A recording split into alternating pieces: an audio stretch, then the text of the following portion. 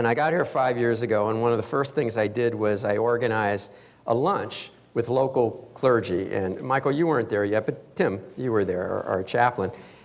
And we had people, Catholic priests and Protestant ministers and a couple of rabbis. I don't think anyone from a Muslim faith at the time. But we had a wonderful thing, and I got them all together, and I said, well, let's introduce ourselves.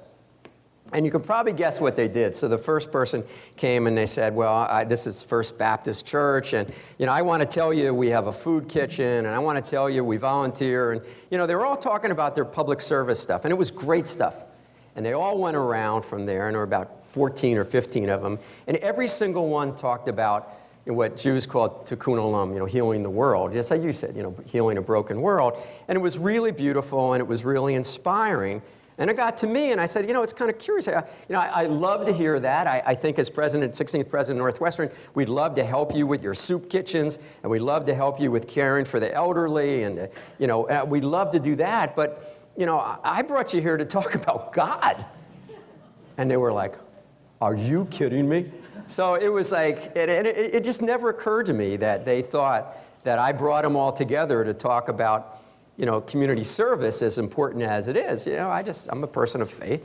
I just kind of felt, hey, this is good. I'm the president. Maybe I can get all these people together, and we could just talk about God, And then we went around the room again, and it was really very interesting. And they said, wow, this is like amazing. How did you ever get to be president of a secular university? Did you tell them?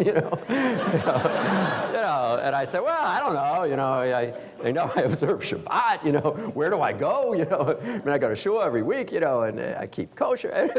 I guess they knew certain kinds of things, but maybe they didn't know. I didn't feel like it was a deep, dark secret I needed to tell the board of trustees and the faculty on the search committee at Northwestern that I'm a person of faith. But we went around, and that was really interesting. But then I got challenged in a really wonderful way. There was one person, I won't tell you which Christian faith, and he said to me, this is a really shocking conversation. I'm really shocked to be here at Northwestern and talk about God, and to have a president of this great secular university saying it's the most important thing that defines him as a human being. And I really love that. I really respect you. But I think the conversation's too simple, as many interfaith conversations are. Because you just talk about, well, we all believe in some version of the Ten Commandments and the Golden Rule and all the easy kinds of things. So he said, because that's all true, but I have to tell you, Mort, I have to tell you that in my heart, he said, I have to tell you that, as someone really of faith, not just somebody who talks about faith, I have to tell you, you have the wrong faith. And he went on to say, it sounds funny, and he said something. He said, because you don't accept Jesus Christ as your Lord and Savior, in my faith, and I believe to my heart and soul, that when you die, you're going to go to hell. And I paused. I was a little taken back, and I said, well, that's a kind of an interesting thing to say. And then, it was really the first time I started thinking that, you know what? I think you're wrong too. And that's the thing about interfaith, right?